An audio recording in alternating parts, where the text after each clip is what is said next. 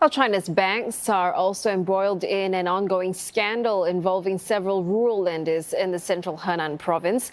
This is expected to have repercussions beyond the country's financial sector, say some analysts. And they add that the recent mass protests will be worrying for leaders in a politically sensitive year. Olivia Xiong tells us why. Holding banners which read "No deposits, no human rights" and against the corruption of the Henan government, bank customers of a number of small banks in China's Henan province staged a protest in front of the central bank's branch in Zhengzhou on Sunday, demanding their frozen deposits be returned. Things escalated as police surrounded the site, and men in plain clothes were filmed beating participants, some retaliating by throwing water bottles. One depositor who was present told us they were eventually taken away in buses, later being instructed to buy a plane or rail ticket home.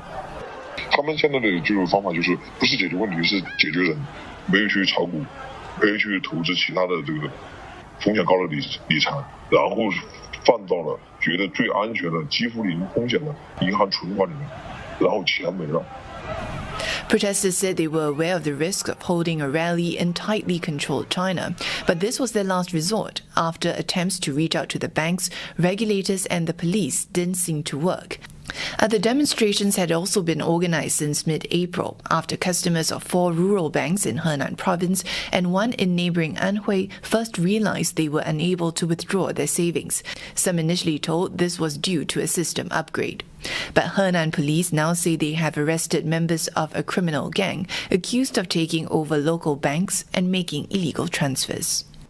Now, these images were provided to us by affected depositors. I spoke to 6 of them of different ages and from various parts of China, all asking for their identities to be concealed in our report out of fear of repercussions. One even told me that he was made to sign a pledge to refrain from speaking to foreign media, while another said he had received visits from the police at home. Now, this comes as just last month, provincial authorities were accused of manipulating the health codes of affected depositors to prevent them from traveling and entering public spaces. Following the protest on Sunday, Henan officials announced they would start repaying customers with deposits of up to 50,000 yuan, or about $7,400. But many said they are not satisfied. One depositor tells me she's had to borrow money from relatives and has fallen ill from the stress of the situation. 那就是我所有的钱呀，就是我的身家性命呀。垫付和我也没有关系啊，他是垫付5万块钱以下的。这么多天来，河南方面都一直没有给储户任何比较确定的答复，所以就感觉好像还是很迷茫的那种。 While concerning, analysts say it may be too early to tell if the incident points to wider financial risks. This also as China aims to rein in looming debt in its property sector.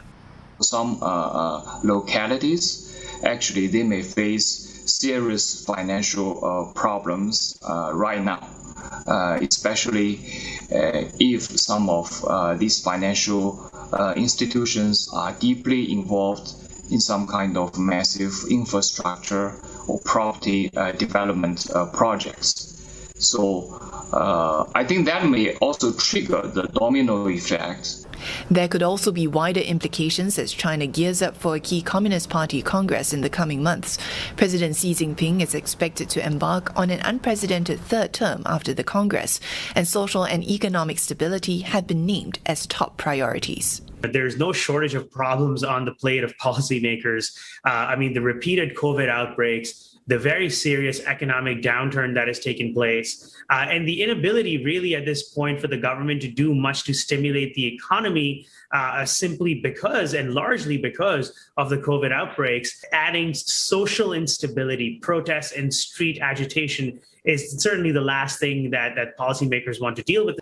Commenting on the banking scandal, China's central bank maintained that its financial risks are within a safe boundary, adding that it will replenish capital for smaller banks and reduce the number of high-risk financial institutions. Olivia Xiong, CNA, Beijing.